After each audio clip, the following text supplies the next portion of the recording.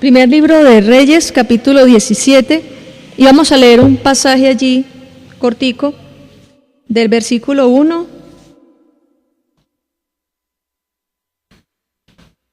y 2. Primer libro de Reyes, capítulo 17, versículo 1 y 2.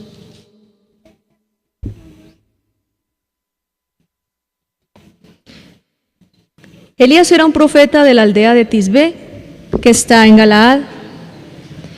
Fue y le dijo al rey Acab: vengo de la presencia del Señor viviente, el Dios de Israel. Por su poder te aseguro que ni lluvia ni rocío caerán en los próximos años hasta que yo dé la orden. Entonces el Señor le dijo a Elías: vete de este lugar hacia el oriente y escóndete cerca del arroyo de Querit, que está al otro lado del Jordán. Versículo 4, sigamos ahí. Podrás beber agua del arroyo, y he mandado a los cuervos que te lleven comida. Elías hizo lo que el Señor le dijo y fue a vivir cerca del arroyo de Querit, al oriente del río Jordán. Cada día, versículo 6, cada día los cuervos le llevaban carne y pan, tanto por la mañana como al atardecer, y bebían agua del arroyo. Amén. Les voy a hablar acerca de algo que sucedió. Resulta que Acab, el rey de Israel, sabemos que en esa época Israel, la capital era Samaria. Samaria había sido el centro, digámoslo, de la economía de toda la población, de todo Israel. Acab estaba casado con una mujer llamada Jezabel. Cuando Acab se casó con esta mujer llamada Jezabel, primero que todo fue un matrimonio que no fue agradable a los ojos de Dios. ¿Por qué no fue agradable a los ojos de Dios este matrimonio? Simplemente porque Jezabel era una mujer que no respetaba a Dios. No respetaba a Dios. Era una mujer pagana, una mujer que rendía culto a otros dioses, y era una mujer que se movía en falsa profecía. Le gustaba la brujería, le gustaba el espiritismo, le gustaba la hechicería, le gustaba la adivinación. Tenía magos, tenía astrólogos, tenía una serie de personas que hacían todo lo que Dios decía que no se hiciera. En vez de buscar a Dios, esta mujer buscaba era todas los diferentes caminos y atajos que el diablo le ofrecía para tener conocimiento, para saber lo que viene en el futuro. Y bueno, muchas de estas cosas ella exploró, como dice en Apocalipsis 2, las profundidades de Satanás. El problema no fue que solo ella era perversa, sino que también condujo a toda una nación. Le hablo de un país. Condujo a toda una nación precisamente también a esas prácticas. Pero ¿por qué Jezabel tuvo el poder de hacer eso? Porque Jezabel, gracias a la tontería, a la necedad de Acab, del rey Acab, Jezabel fue puesta como reina, porque Acab, claro, se casó con ella. Entonces automáticamente esta mujer sirofenicia fue puesta en el trono con el rey, fue reina, entonces tenía autoridad también sobre la nación. Por eso Dios estaba enojado grandemente con Acab. Entonces Dios le habló al profeta Elías, además que lo que hizo Jezabel, lo más grave fue que Jezabel mandó a matar a todos los profetas de Israel, y que solamente la gente pudiera acudir a los profetas que ella tenía, que eran todos estos magos, estos adivinos, estos brujos y hechiceros, espiritistas, eran médiums. Y entonces el pueblo de Israel empezó a acostumbrarse a buscar esa alternativa espiritual, pero no se acercaron a Dios. Esto hizo entonces que Dios se enojara con Acab, y un día Elías, como profeta que siempre buscaba el consejo de Dios, Elías era uno de los que decía: vive Jehová, en cuya presencia estoy. Entonces él mantenía siempre en comunión directa con Dios. Él no necesitaba esperar un domingo de culto para cantarle, no, él estaba todo el tiempo en la presencia de Dios. Entonces dice la Escritura que el Señor Dios Todopoderoso un día le dice a Elías, en medio de la charla que tenía en la conversación, Dios le dice a Elías: estoy enojado con el rey por esto y esto y esto, así que ve y dile al rey que no va a llover. En esta versión dicen los próximos años, pero hay otras versiones que dicen que son, ¿qué? 3 años, que no lloverá por 3 años. Que en un país no llueva por 3 años es tenaz, ¿cierto? Porque mire que nosotros aquí en esta nación hemos vivido tiempos de escasez. Al principio del año fue, y parte del año pasado, como una sequedad, no llovía. Que empezaron, hermano, ¿cuántos meses fueron? ¿Como 5 meses? En 5 o 6 meses se estaban literalmente secando todos los ríos de la nación, ¿cierto? Se estaban secando todos los ríos y estaban bajando de cauce. En unas regiones del país fue más duro, como en los llanos orientales, en la costa, en la Guajira. Hubo zonas del país que fueron más golpeadas con la sequía que en otras, pues por los recursos naturales, por la cantidad de ríos y etcétera. Pero si en 5 meses estábamos empezando a preocuparnos y en las noticias era la constante, las reses mostraban el ganado, los animalitos, los peces, mostraban el ganado tirado en el suelo porque se acercaban al río y no había ni un hilo de agua siquiera. Y hubo mucha mortandad. ¿Se acuerdan esa época? Esa época, sobre todo en los llanos, fue algo desastroso, fue todo un desastre ecológico. Si en 5 meses vivimos lo que vivimos y experimentamos eso que nos preocupó, ahora imagínense en Israel 3 años sin lluvia. El hambre era tremenda, la escasez de comida, las crisis que comenzaron a darse en todas las áreas de la sociedad fueron grandes. Pero ¿se acuerdan por qué vino esa sequía? ¿Cierto? Esa sequía vino por causa de que Jezabel adoraba a otros dioses. Cuando les hablo, y los que me escuchan esta predicación, cuando habla de otros dioses, no es que existan otros dioses, es que, acuérdense, como dice la palabra en Apocalipsis, capítulo 12, que los ángeles que estaban en el cielo con Dios y este otro ángel querubín se rebelaron contra Dios. ¿Recuerdan? Que eso lo habíamos estudiado hace tiempo cuando hablábamos sobre el paganismo, y dice en el versículo 9,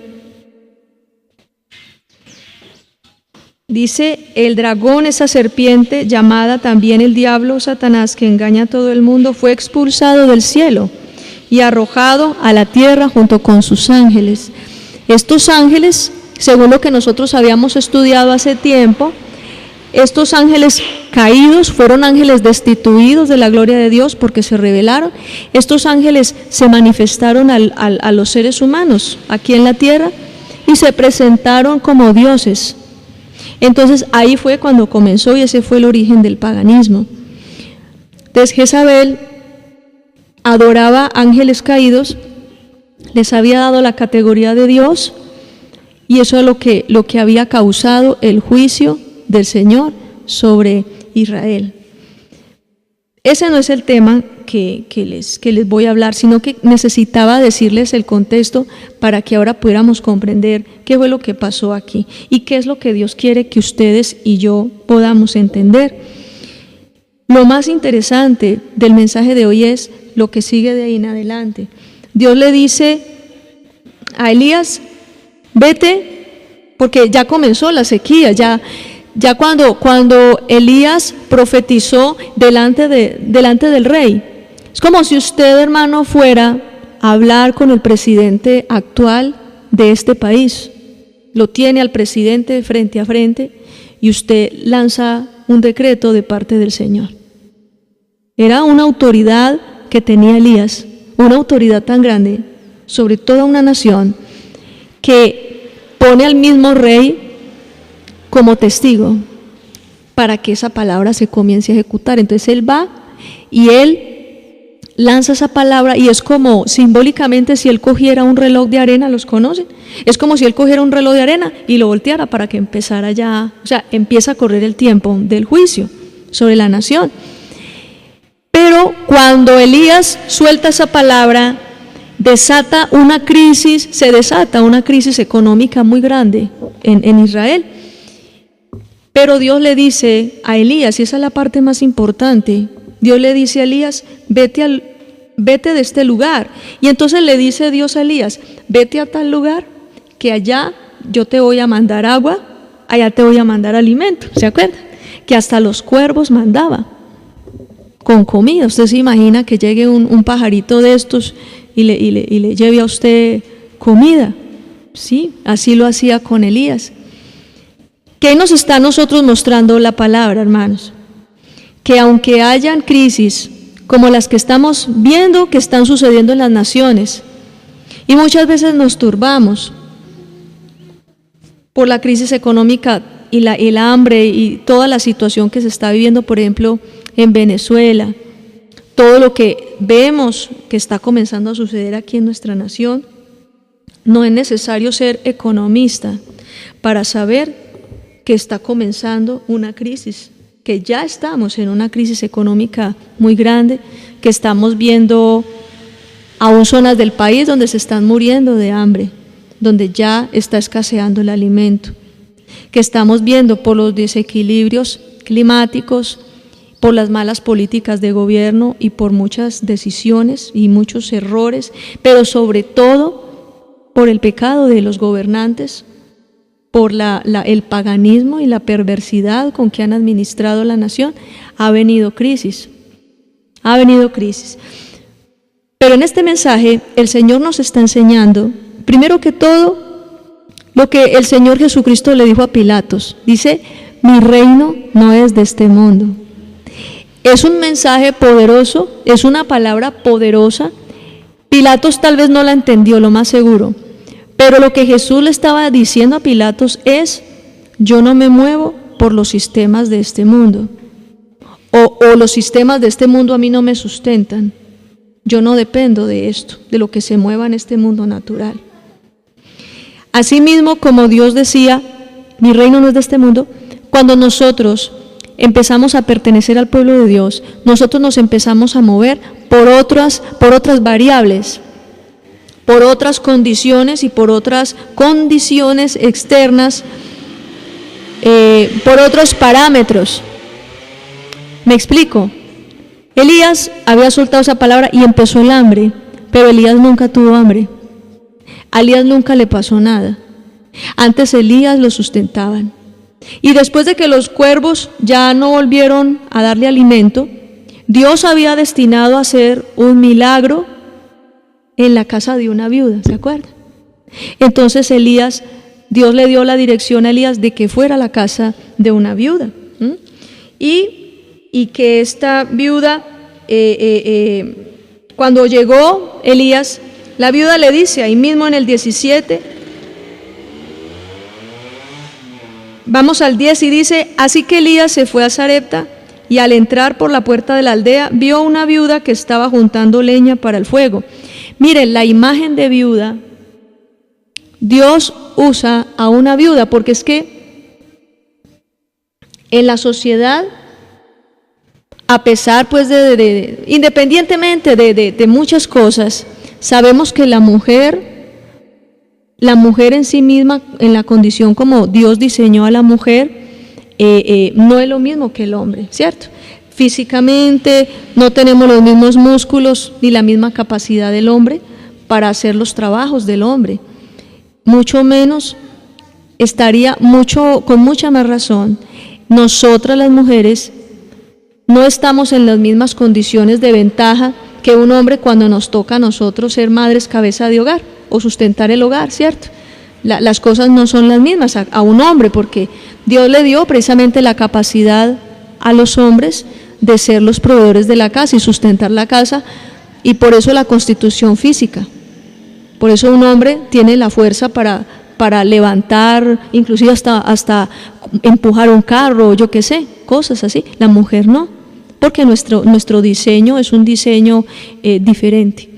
No, independiente de esos discursos machistas y feministas, a mí no me gusta nada de eso, pero hablándolo a la luz de la palabra, Dios usa la imagen de la viuda como para mostrar que lo más vulnerable de la sociedad, de que una mujer, no solamente por el hecho de ser mujer, porque puede ser también una mujer joven, muy alentada, entonces tiene sus capacidades, pero está hablando de una viuda, que generalmente la imagen de una mujer viuda era una anciana, era una mujer ya que tenía de pronto más de sus 50 años o alrededor de 50, que no tenía la misma vitalidad, que no tenía quien la sustentara. Y dice aquí la palabra que Elías cuando dice acá que Elías cuando entró a la aldea, él miró a todos, entonces habían hombres musculosos, muy capacitados, y había muchas personas, pero Elías puso preciso los ojos en una viuda. Y no solo viuda, o sea, no solo porque era mujer, no solo porque no tenía esposo, no solo porque era alguien que estaba luchando en medio de la adversidad y la crisis que estaba viviendo Israel, sino que aparte de eso era pobre, o sea, como para agregarle allí a la situación que ella estaba viviendo. Entonces mire lo que dice. Elías le dijo, ¿puede traerme un poco de agua para beber? Mientras ella iba a buscar agua, Elías añadió, y un pedazo de pan, por favor. Estaban con hambre. El pueblo de Israel estaba en un hambre horrible. No había comida, no había nada. Y Elías llega donde una viuda pobre y le pide comida. Es ilógico, ¿cierto? Pareciera como, es que Elías está loco, no sabe quién le está pidiendo, que vaya donde el señor de la tienda. Por lo menos cualquier bolsita de arroz debe tener, ¿cierto? Pero fue donde la viuda, precisamente. Entonces mira lo que le contesta a ella. Te aseguro ante el Señor Dios que no tengo pan, solo tengo un poco de harina en el recipiente y me queda solo un poco de aceite de oliva en la jarra. Hoy vine a juntar 2 leños para hornear en casa la última comida que me queda. Mi hijo y yo íbamos a comer para luego dejarnos morir. Yo diría, claro, es que Elías parecía como loco porque buscaba preciso a la que estaba peor, viuda, pobre, no tenía nada que comer, ya estaba pensando en suicidarse, estaba pensando en quitarse la vida con su hijo o tirarse a dejarse morir de hambre, ¿cierto? Y yo creo que Dios no se equivocó cuando mandó a Elías a buscar a la viuda.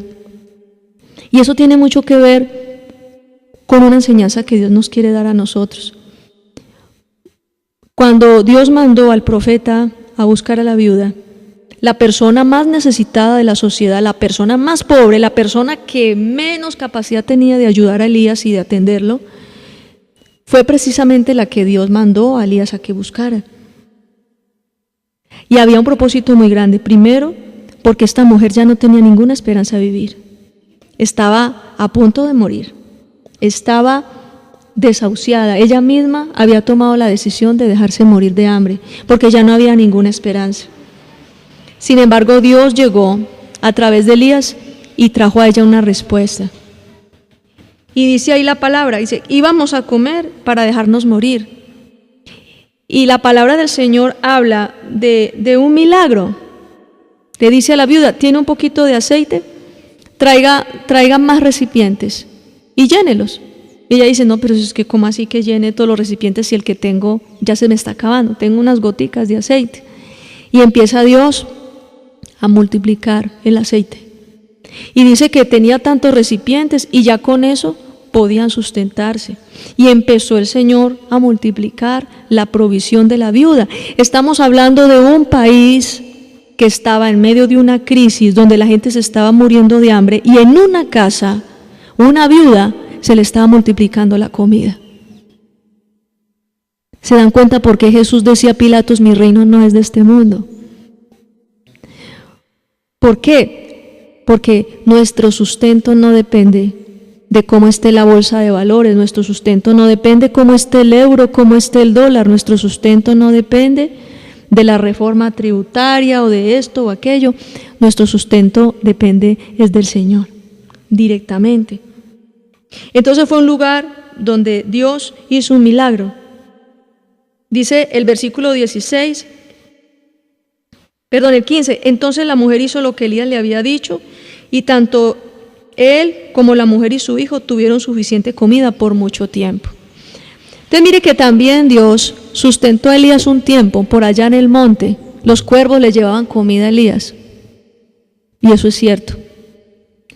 Cuando ya el Señor dijo, para el Señor hubiera sido fácil mandarle todo el tiempo animalitos que le llevaran comida a Elías y ya, pero Dios necesitaba hacer un milagro en una mujer que se iba a tirar ya la pena, que ya iba a perder, ya había perdido toda esperanza. ¿Qué quiere decir eso, hermanos? Que nosotros como hijos de Dios, independiente de la situación financiera allá afuera, el Señor a nosotros nos sustenta por un lado o por el otro. Elías no fue enviado por Dios para morir en la casa de la viuda. Ay, sí, comamos este pan y también yo me echo a morir aquí también con ustedes. No era ese el propósito de Dios. El propósito de Dios era precisamente rescatar a la viuda y seguir manifestando su misericordia a Elías. Simplemente, hermanos, Dios siempre nos va a sustentar. Los medios de sustento cambian. Los medios de sustento cambian. Le daba por medio de los cuervos y después por medio de la viuda. Y pasaron 3 años y Elías fue sustentado de muchas maneras. ¿Qué nos está enseñando esto? Que nosotros, por la fe en el Señor Jesucristo y por el hecho de nosotros perseverar buscando del Señor, puede suceder lo que suceda. No sé cuánto dura esta crisis. La crisis en Venezuela ya lleva muchos años, ¿cierto? Lleva cerca de ¿qué? ¿Cuántos años? Digamos que lo más fuerte fue desde hace por ahí 4 años, que lleve la crisis ya fuerte en Venezuela. Y en esos 4 años se ha muerto mucha gente. En esos 4 años muchas personas se han ido. Es más, han cruzado la frontera y se están viniendo para acá. Ya hay como casi 10.000 personas por ahí en una población y todos son venezolanos que están viniendo. Entonces la gente se está yendo. Así parecido a lo que pasó en Cuba. Esa es una de las demostraciones del peligro del comunismo. Que todos esos países que son comunistas, la gente siempre se quiere volar, la gente quiere ir. No es porque sea bueno. Uno no se va a ir de un lugar donde las cosas sean buenas. Yo creo que no. Uno no se va a ir a buscar otros horizontes si en un país está uno bien, si hay estabilidad, si hay sustento. Pero así como pasó allí, así estaban las cosas en Israel. Dios, a través de los cuervos, a través de la viuda, de muchas maneras Dios sustentó al profeta. Y si algo yo veo en la actitud de este profeta, que es una enseñanza que Dios nos da a nosotros, es que Elías nunca dudó de Dios. Elías nunca dudó de Dios, nunca dudó de su palabra, nunca dudó del sustento. Antes, por el contrario, cuando vieron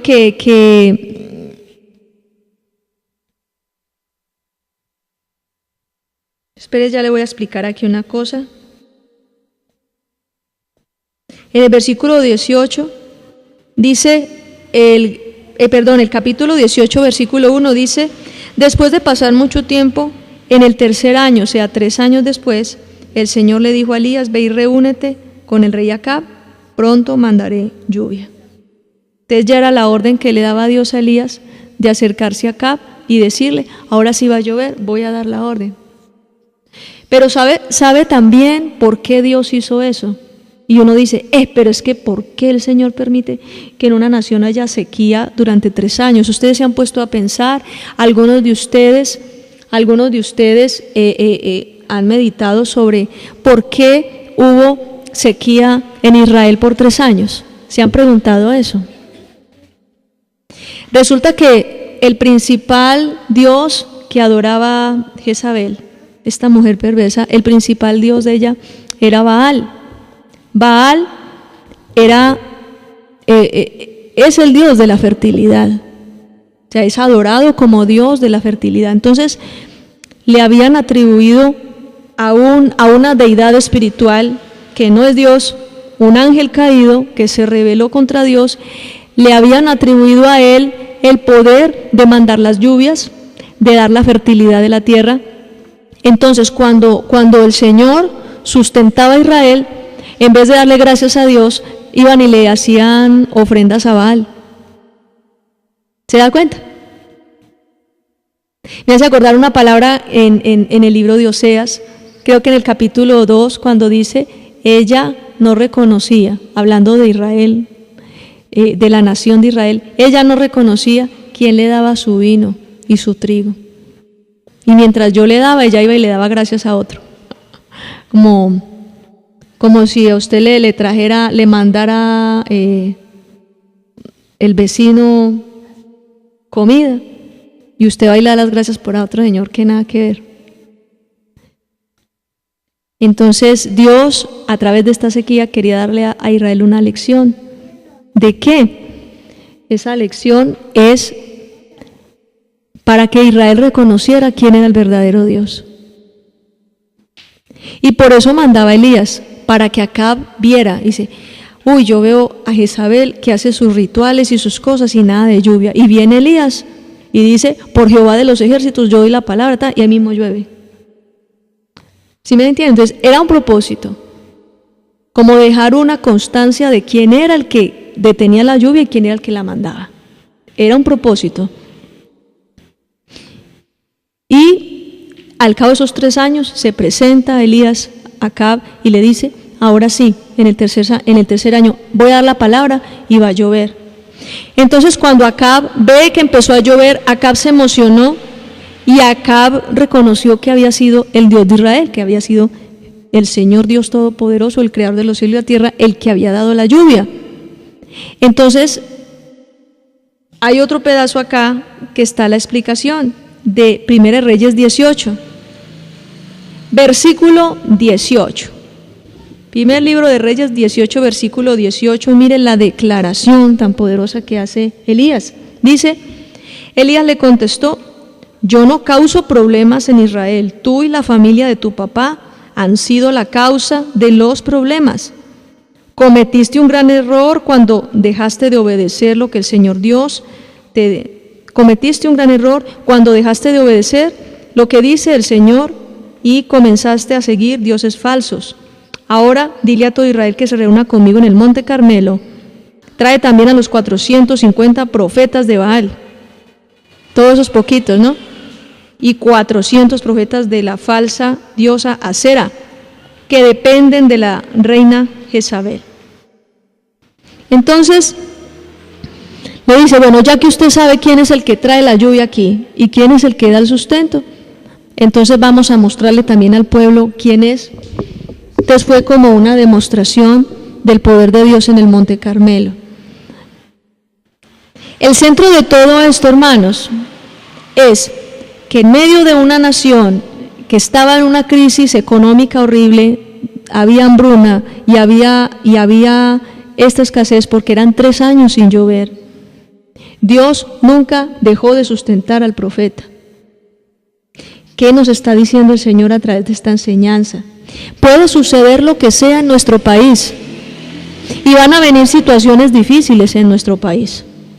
Dios ya nos lo había dicho, ya Él lo había anunciado, pero a pesar, hermanos, de que hayan crisis, a pesar de lo que usted vea en las noticias, a pesar de todo, por el solo hecho de nosotros honrar a Dios con nuestra fe, perseverar en el camino del Señor, seguir buscando de Él todos los días de nuestra vida, obedecerlo, conocerlo más, el hecho de nosotros ser hijos de Dios, pertenecer al pueblo santo de Dios, hace que nosotros seamos como abstraídos de todo este sistema natural y pertenezcamos a otro reino.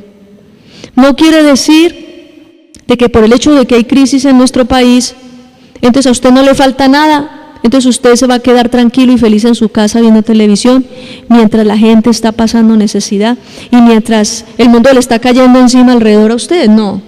Por eso la palabra también dice en el libro del profeta Jeremías, ver si yo le busco por acá. En el capítulo 29, dice en el versículo 7, busquen el bienestar de la ciudad a la que los he enviado, oren por ella, porque el bienestar de ustedes depende del bienestar de ella. Entonces, hermanos, el mensaje que Dios nos está dando y la palabra que el Señor nos está dando en el día de hoy, no se turben, no se abatan, no pierdan la fe y no se angustien por las crisis económicas que se van a dar y por todo lo que vamos a ver. Porque hoy en día en el norte de nuestro país se están literalmente muriendo los niños de hambre. ¿Sí o no? Se están muriendo de hambre. Literalmente hay regiones en nuestro país que por la sequía murieron muchos animales y mucha provisión alimenticia.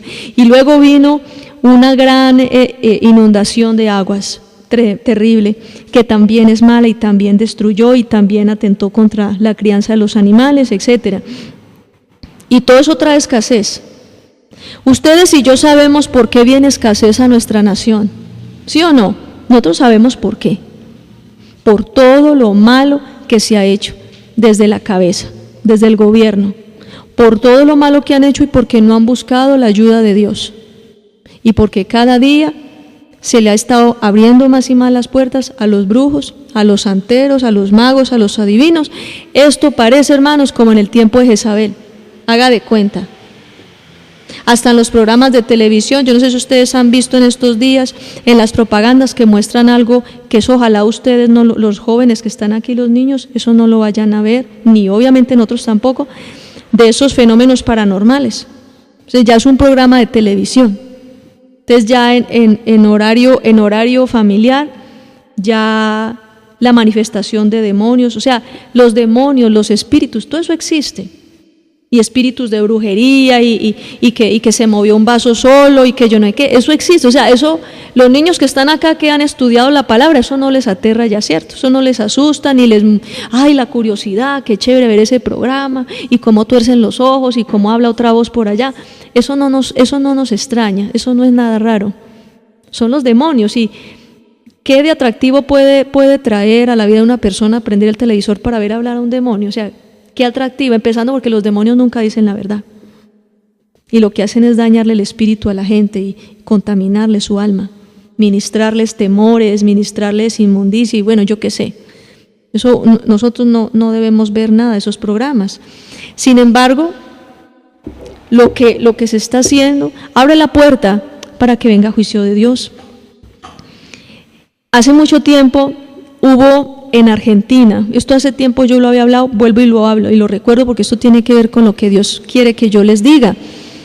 Hace un tiempo en Argentina hubo un presidente, el presidente de apellido Perón, no recuerdo ya el nombre, pero este presidente, el presidente que fue como el que lideró ese movimiento, el peronismo en ese tiempo, este presidente tenía un consejero que era su mano derecha. Este consejero era un hombre, era un brujo, era un hombre experto en la macumba, era un hombre perverso, de nombre Carlos, no se me escapa el apellido. Esto lo hablaba otro siervo de Dios, un testimonio que él dio y que eso quedó escrito en un libro. Y él explicaba que desde que Perón estaba en el poder y que este hombre estaba como su consejero, en los mismos medios de comunicación, en los canales de televisión, en la radio, en todas partes, se fomentó mucho la macumba y se le mostraba a toda la población, a toda la sociedad argentina, se le mostraba, se financiaba la macumba, se financiaban todos este tipo de prácticas espiritistas y satanistas, la brujería, la hechicería. O sea, en la época de Perón fue la época donde Argentina más tuvo que ver con este tipo de cosas. Aún en televisión, y nosotros lo vemos, hermanos, en los canales de televisión, aún en este tiempo nosotros en nuestro país, no se le da espacio o es muy costoso, o sea, lo ponen precisamente casi que inalcanzable para que las iglesias cristianas no puedan dar mensajes de la palabra de Dios allí. Pero si se para un brujo, un astrólogo, no sé qué, eso ahí mismo en los mismos programas de televisión y en las propagandas y en todas partes. Todo el tiempo están hablando de astrología, de espiritismo, le lean las cartas, que no sé qué, que el cuarzo, que las energías, y todo el tiempo están hablando de eso. En Argentina hubo un tiempo que vino una crisis, una recesión y una cosa impresionante. Precisamente, ¿por qué? Porque esas crisis se dan. Y en todas las naciones de nuestro continente americano van a venir crisis. Entonces preparémonos para eso. Van a venir crisis, van a venir remesones, van a venir situaciones difíciles. En algunos países Dios va a permitir que se suban gobernantes dictatoriales, gobernantes que hacen llorar al pueblo. ¿Pero por qué? Precisamente porque el pueblo ha sido desobediente a Dios. Entonces Dios castiga aún a través de un mal gobernante. También pueden venir crisis de desastres climáticos. ¿Para qué? Para que la gente deje de estarle dando gracias a un muñeco de madera y yeso por la comida que el mismo Dios le está dando, que no le agradezca al que no es y que reconozcan quién es el que le da el alimento. Y por muchas de estas circunstancias, a mí la gente me dice, ay, pero si Dios es amor, porque Dios castiga, porque Dios es esto. Yo eso lo tengo claro, yo no tengo problema con Dios. Yo tengo muy claro porque es que vienen los juicios y porque la gente lleva el arrume. Yo lo tengo muy claro, por la desobediencia. Porque nos gusta mucho decir que Dios es bueno, pero no nos gusta cuando Dios nos castiga. Y Él tiene todo el derecho de castigar. Así como nosotros hemos sido malas personas, Él tiene derecho también a poner disciplina. Porque Él es el que le pone orden a la creación. Amén. Pero en medio de todo esto, hermanos, la enseñanza, el mensaje que Dios nos quiere decir es, el reino al que pertenecemos no es de este mundo. Es un sistema económico, no sé cómo decirles, como un sistema económico paralelo, digámoslo, como un sistema social distinto, porque a pesar que las legislaciones de los países, hay 5 países actualmente, en los medios de comunicación ya sale 5 países dentro de los cuales está Canadá, está Estados Unidos y está España, creo que es. 5 países donde legalmente ya las constituciones nacionales, ya la legislación de los países permite y aprobó la relación sexual entre seres humanos y animales, lo que se llama la zoofilia, que no es un delito, Entonces eso es una abominación. Y la palabra del Señor dice, en Levítico 18:23 dice, no tendrá relaciones no tendrá relaciones sexuales con animal como si fuera mujer, le dice al hombre. Y le dice a la mujer, no tendrá relaciones con animal como si fuera varón, porque eso es abominación al Señor. Eso está claro en la palabra, y bajo ese sistema de valores sociales es que nosotros nos regimos. Bajo ese sistema de valores morales nos regimos. Entonces mire, si en la sociedad hay un sistema de valores diferente, nosotros nos regimos por un sistema de valores distinto. Si en la economía de un país hay una situación económica, nosotros nos movemos por una diferente. Porque Dios, aun cuando tuviera que mandar cuervos a alimentarnos, ¿los mandaría o no?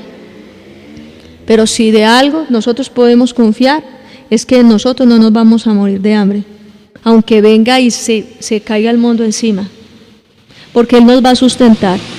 Entonces, cuando ustedes escuchen en las noticias y vean todo lo que está sucediendo y que cierran empresas y que se acaba todo y que el índice de desempleo subió no sé cuántos puntos y que todo lo que ustedes vean, el Señor hoy les dice, no se dejen turbar por esas noticias, porque mi reino no es de este mundo, dice el Señor, porque yo soy quien los sustento.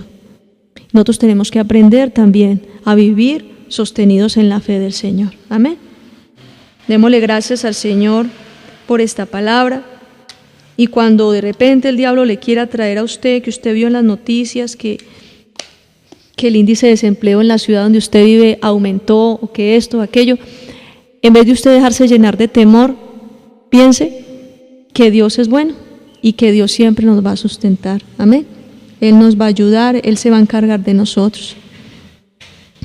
Señor, creemos firmemente que Tú nos sustentas, que de Ti depende, Señor mío, toda nuestra provisión, de Ti depende nuestra necesidad, de Ti depende, Señor, Todos nuestros anhelos, sueños, proyectos, metas, todo lo que tenemos, Señor, depende de ti. Tú eres nuestro sustentador. Y aunque vinieren momentos como los que sabemos que van a vivir, es más, van a venir momentos y ya estamos viviendo situaciones de crisis, Señor. En diferentes lugares del país estamos viviendo situaciones de crisis, situaciones, Señor, aún de hambruna, donde muchas personas están muriendo de hambre. Situaciones tan difíciles que aún, amado Dios, personas del país vecino se están viniendo para acá, Señor, por causa del hambre. Pero lo que no entienden es que pueden llegar aquí momentos y van a llegar momentos también de situaciones muy difíciles también. Pero a pesar de todo esto, confiamos en que tú nos vas a sostener, Señor. Confiamos en que tú nos vas a sustentar. Confiamos, Señor, en que en medio de todo lo que viene para nuestra nación, tú vas a cuidar de tu pueblo santo, tú vas a cuidar de aquel que persevera en fe, buscando tu presencia. Oramos por aquellas personas, Señor, que han endurecido su corazón al Evangelio, para que tú tengas misericordia de ellos. Toca su corazón, Señor. Toca el corazón de aquellas personas que en diferentes regiones del país, en vez de buscar tu rostro y de pedir tu ayuda, han estado buscando la ayuda de brujos, la ayuda de hechiceros. Amado Dios, zonas del país, Señor, como en la costa atlántica, en ciertas regiones, donde es tan común, Señor mío, el chamanismo, donde es tan común la brujería, y la gente, a pesar de la crisis, en vez de buscarte a ti, en vez de recibir el mensaje del Evangelio que se les ha predicado, se han vuelto a los brujos y a los hechiceros, aumentando, Señor, y acumulando más el juicio, Señor, para ellos. Te pedimos misericordia por ellos, que alumbres los ojos de su entendimiento, Señor, y que seas haciendo tu perfecta voluntad.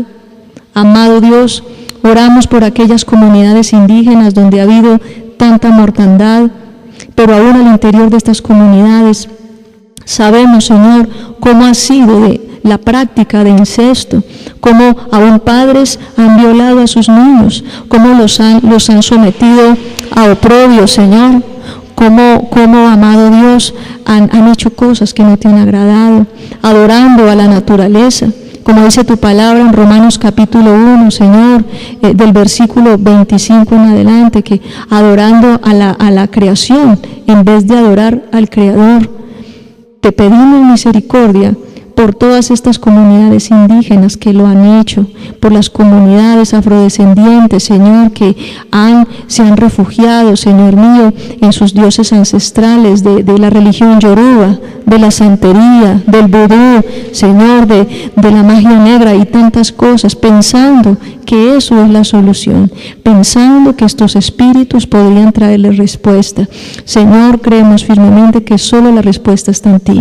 Te pedimos misericordia por todas aquellas personas, Señor, mestizos y de todas las razas, Señor, que habitan en nuestra nación, que han practicado el paganismo, Señor Dios, adorando ídolos de madera y yeso.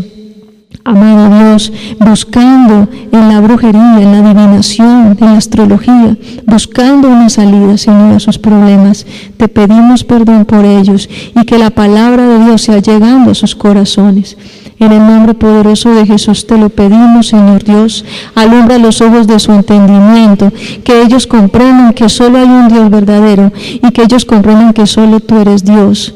Prepara el corazón de todas estas personas en esas regiones, porque aún en medio de la crisis, también sus corazones van a ser tocados, van a ser ablandados para poder buscarte a ti, Señor, porque dice tu palabra que en medio de los juicios los hombres aprenden lo que es sabiduría, los hombres se acercan a ti, Señor, aún en medio del quebrantamiento, porque tú quebrantas la soberbia del hombre para hacernos entender, Señor, que no es por nosotros mismos, sino porque tú eres bueno y para siempre es tu misericordia. Oramos, Señor, por la nación de Venezuela, te pedimos misericordia, Señor, porque literalmente aún hay niños que se están muriendo de hambre, porque literalmente, Señor, hay personas que no tienen nada, ninguna esperanza y han tenido que cruzar ilegalmente la frontera, Señor, y están en diferentes zonas de nuestro país, buscando ayuda, buscando refugio. Señor, que no solamente encuentren un bocado de pan, que no solamente encuentren una fuente de empleo, sino que también encuentren la palabra del Señor como el único y mejor refugio, Señor. Porque en medio de la crisis, así como sustentaste a Elías, así como sustentaste a la viuda, Señor, en medio de la crisis, tú puedes sustentar, Señor, a todas estas personas y nos sustentarás a nosotros, Señor. Gracias te damos por esta palabra, por enseñarnos que en medio de la crisis de una nación, tú nos sustentarás, Señor.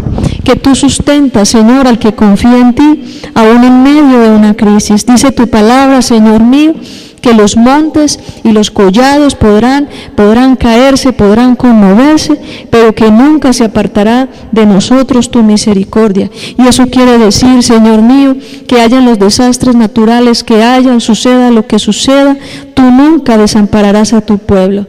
Tú nunca desampararás a aquel que